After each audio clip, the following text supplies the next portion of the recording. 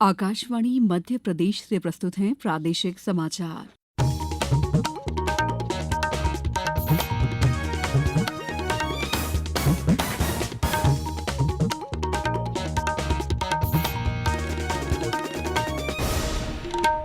नमस्कार, समाचारों के साथ मैं दीपा सिंह।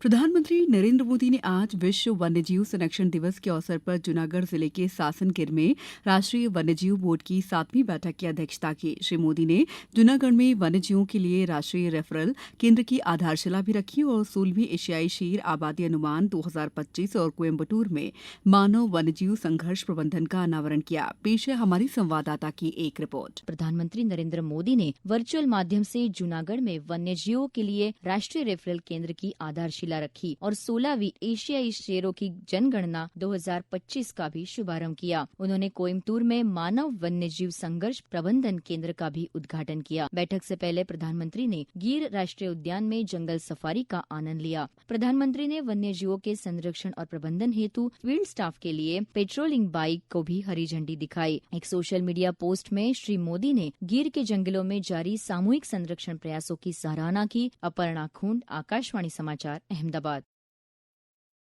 सर्वोच्च न्यायालय ने आज एक महत्वपूर्ण फैसले में कहा है कि दृष्टिबाधित लोगों को न्यायिक सेवाओं में रोजगार के अवसर से वंचित नहीं किया जा सकता। न्यायाधीश जेबी पारदीवाला और आर महादेवन की एक पीठ ने 6 याचिकाओं पर फैसला सुरक्षित रखा था। इस फैसले की घोषणा करते हुए न्यायाधीश महादेवन ने कहा है कि दृष्टिबाधित व्यक्तियों के साथ न्यायिक सेवाओं में भर्ती के मामले में किसी प्रकार का भेदभाव नहीं किया जाना चाहिए। सर्वोच्च न्यायालय ने मूलभूत समानता सुनिश्चित करने के महत्व का उल्लेख किया। केंद्रीय संस्कृत विश्वविद्यालय में 2025-26 सत्र से 4 वर्षीय शास्त्री यूजी और 1 वर्षीय आचार्य पीजी पाठ्यक्रम की शुरुआत हो जाएगी।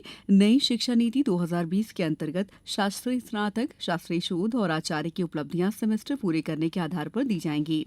4 वर्षीय शास्त्री में सभी सेमेस्टर्स में मेजर, माइनर, वेद, ज्योतिष, व्याकरण, साहित्य, दर्शन, बौद्ध दर्शन, कश्मीर शैव दर्शन, धर्मशास्त्र, अद्वैत वेदांत, पुराण इतिहास, पाली प्राकृत इत्यादि विषयों के साथ आधुनिक विषय, राजनीति विज्ञान, इतिहास, अंग्रेजी, हिंदी आदि के साथ साथ कौशल विकास विषयों की भी पढ़ाई करनी होगी। पाठ्यक्रम में सभी छात्रों के लिए प्रशिक्षण अनिवार्य है, जिससे छात्रों को रोजगार के उचित माध्यम प्राप्त हो सके।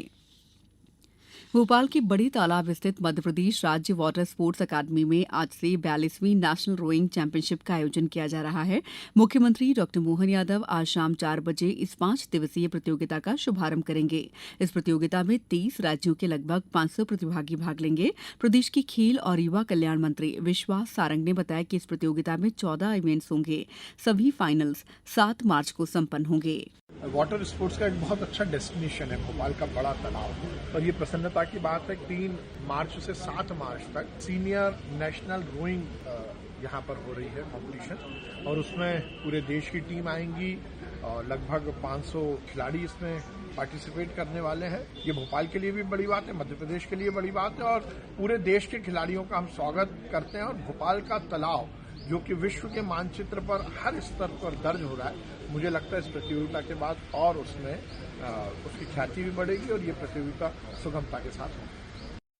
प्रदेश में मार्च के पहले सप्ताह में मौसम में बदलाव देखने को मिल सकता है। पश्चिम उत्तर भारत में एक नए पश्चिमी विक्षोभ के सक्रिय होने और हवाओं की दिशा बदलने की वजह से ऐसा हो रहा है। प्रदेश में मार्च महीने में तेज गर्मी और लू बादल और हल्की बारिश वाला मौसम रहता है। इस बार मार्च के पहले ही दिन शनिवार को मुरैना में ओले गिरे, जबकि दूसरे दिन रविवार को पूरे प्रदेश में मौसम साफ रहा। मौसम विभाग के अनुसार पहले सप्ताह में बादल और बूंदाबांदी वाला मौसम रहेगा, लेकिन चौथे सप्ताह से हीट वेव यानी लू चलेगी। अब कुछ समाचार संक्षेप में।